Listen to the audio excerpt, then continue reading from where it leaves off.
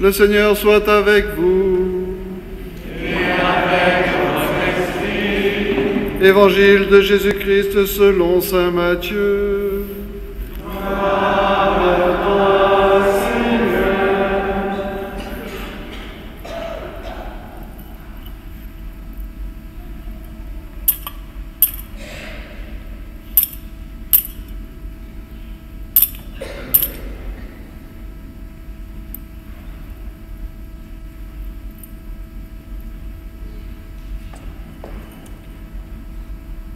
Alors paraît Jésus. Il était venu de Galilée jusqu'au Jourdain auprès de Jean pour être baptisé par lui. Jean voulait l'en empêcher et disait : « C'est moi qui ai besoin d'être baptisé par toi, et c'est toi qui viens à moi. » Mais Jésus lui répondit : « Laisse faire pour le moment, car il convient que nous accomplissions ainsi toute justice. » Alors Jean le laisse faire. Dès que Jésus fut baptisé, il remonta de l'eau, et voici que les cieux s'ouvrirent. Il vit l'Esprit de Dieu descendre comme une colombe et venir sur lui. Et des cieux, une voix disait : « Celui-ci est mon Fils bien-aimé, en qui je trouve ma joie. » Acclamons la parole de Dieu. Louange à toi, Seigneur Jésus. Allez, allez, allez, alléluia, allez, allez, allez, alléluia, allez, allez, allez, alléluia, alléluia.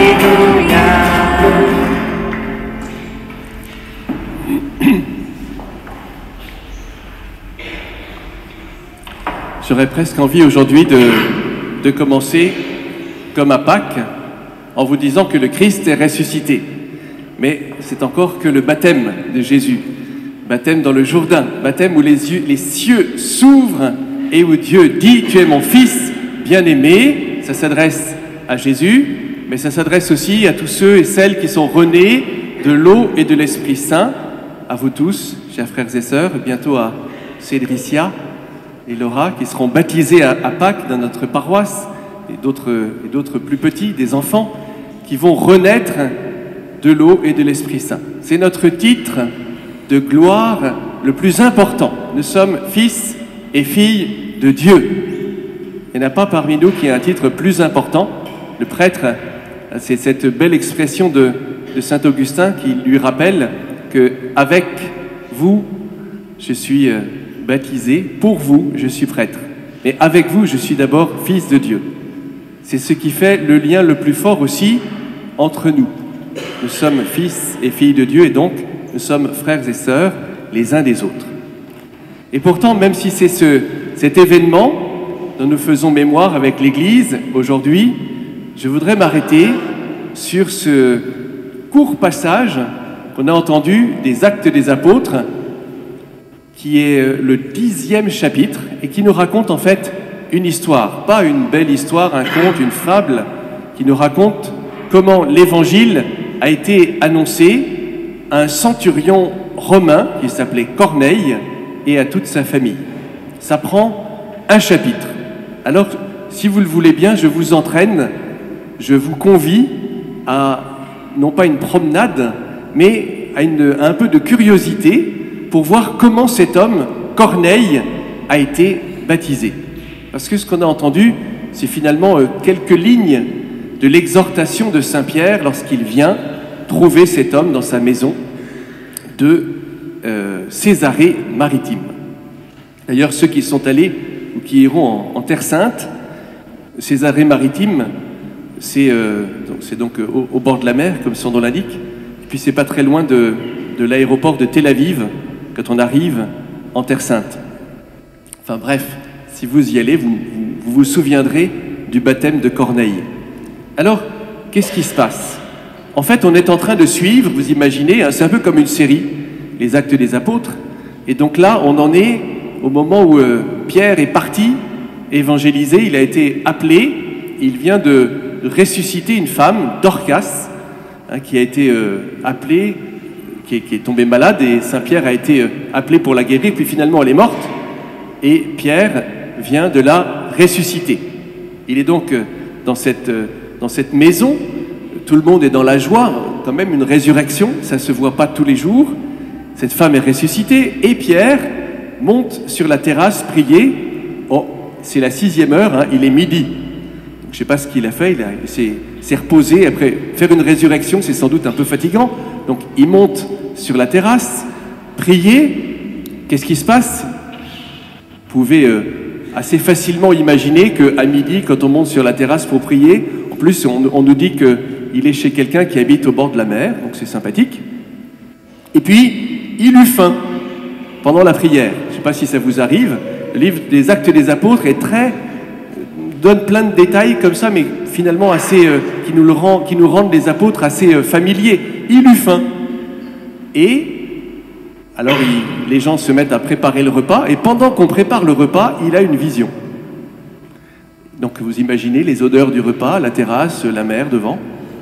Et puis descend du ciel une sorte de nappe dans laquelle se trouvent toutes sortes d'animaux. Alors, il faut se souvenir que pour les Juifs, il y a des animaux purs, impurs, il y a ceux qu'on mange, il y a ceux qu'on ne mange pas. Et puis, il entend une voix qui lui dit « Immole et mange ». Pierre dit « Ben non, je ne vais pas manger ces bestioles, j'ai jamais mangé de choses impures ». Et il entend une voix qui lui dit « Écoute, ce que Dieu a déclaré pur, toi, tu ne vas pas le déclarer impur ». Et puis, Pierre reste avec cette vision et il se demande « Mais qu'est-ce que ça peut bien signifier ?» Et puis, il passe à table. Et puis, comme dans les séries, hop, on se retrouve à Césarée-Maritime, où là, il y a un centurion romain qui a non pas une vision, lui,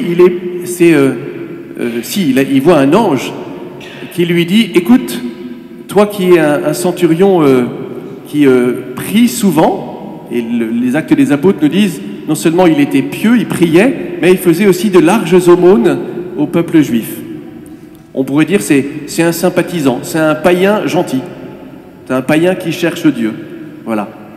Et puis l'ange lui dit, écoute, tes prières ont été exaucées. Il faut que tu envoies une petite délégation à Jaffa, ou Jopé, et là, ils trouveront un certain Simon. Alors il décrit la maison, il habite dans telle maison, et puis tu lui dis de venir.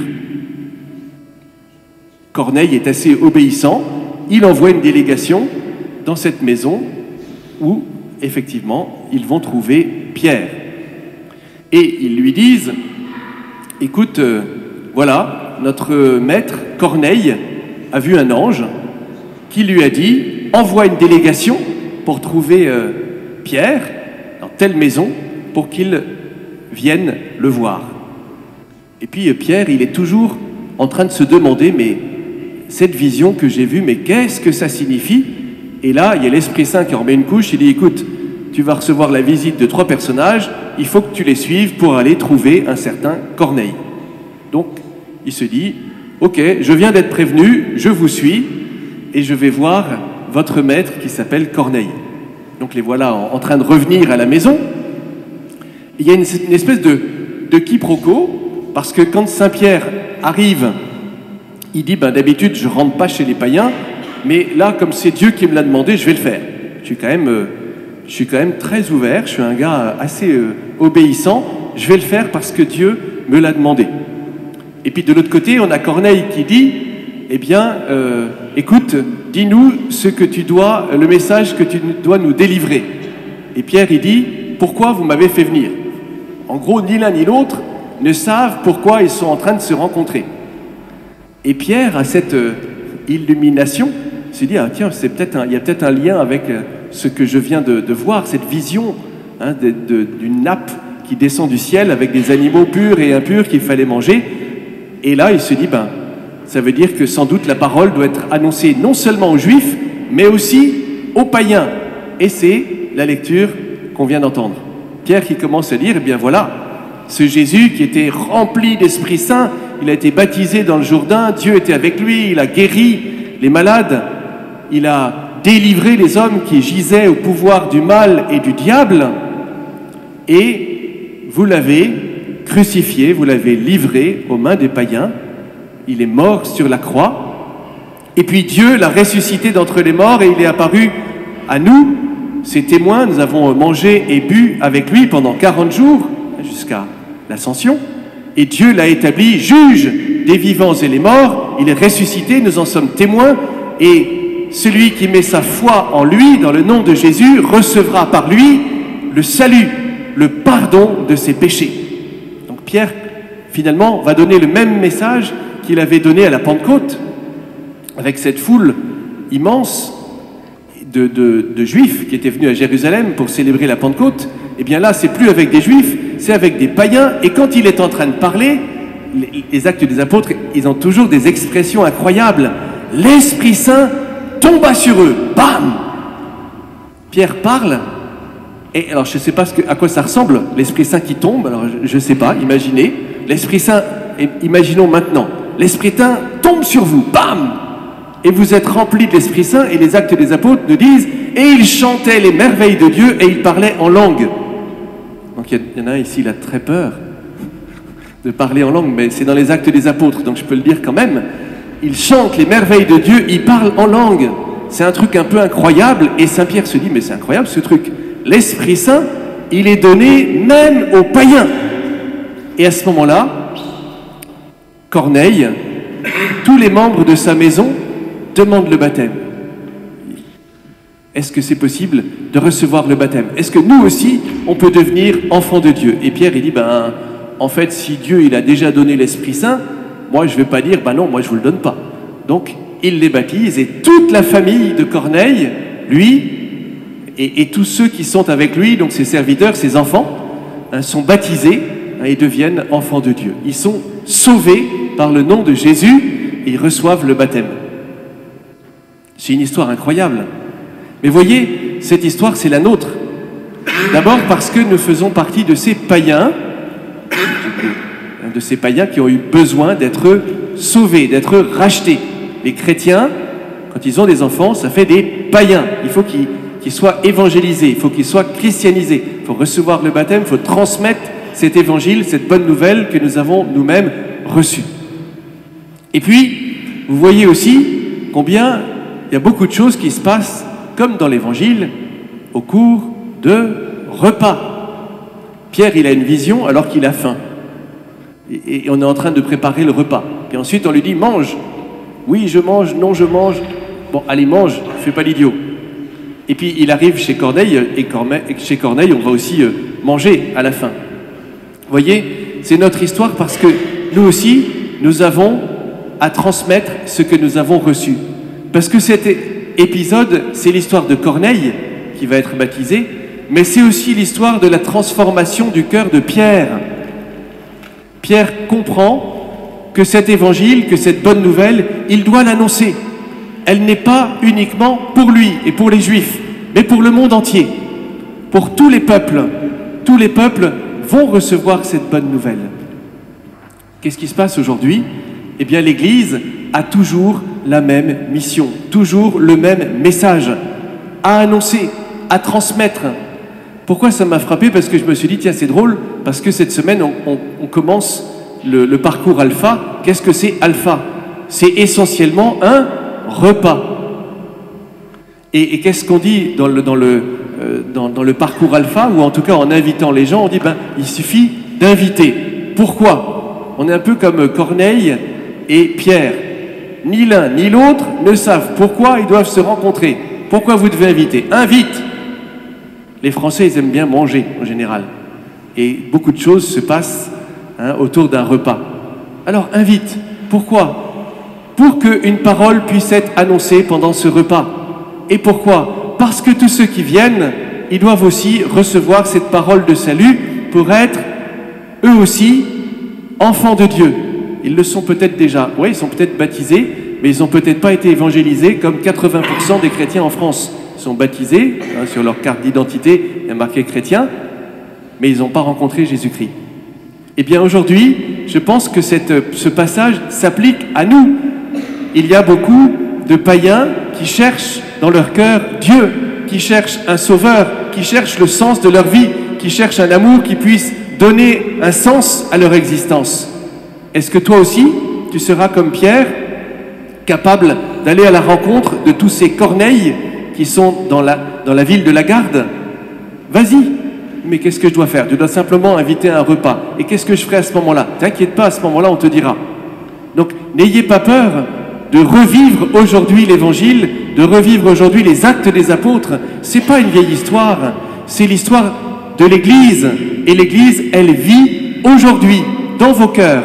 Et le Seigneur appelle à travers vous. Qui suis-je? Mais Pierre, il a dit la même chose. Mais je suis qui, moi, pour annoncer l'Évangile? Écoute, vas-y, arrête de faire l'idiot. Je t'envoie simplement chez Corneille. D'habitude, je vais pas chez les païens. Eh bien, cette fois-ci, tu vas y aller. D'habitude, je mange pas ça. Eh bien, cette fois-ci, tu vas le faire. Alors, si vous avez peur, laissez-vous faire, comme Pierre. Et Pierre, il a été étonné de voir que l'Esprit Saint, qu'est-ce que vous risquez? Simplement que l'Esprit Saint vous tombe dessus. Eh bien, c'est ce que je vous souhaite. Que l'Esprit Saint vous tombe dessus. Que vous chantiez les merveilles de Dieu, que vous reconnaissiez Jésus à l'œuvre dans vos vies et que vous deveniez finalement plein de ce désir de transmettre ce que vous avez reçu. Une bonne nouvelle, normalement, on la partage. On a envie de dire aux autres, voilà ce qui m'est arrivé. Eh bien, vous aussi, soyez capables de la même mission parce que beaucoup de Corneilles attendent ce message et attendent peut-être votre invitation. Amen.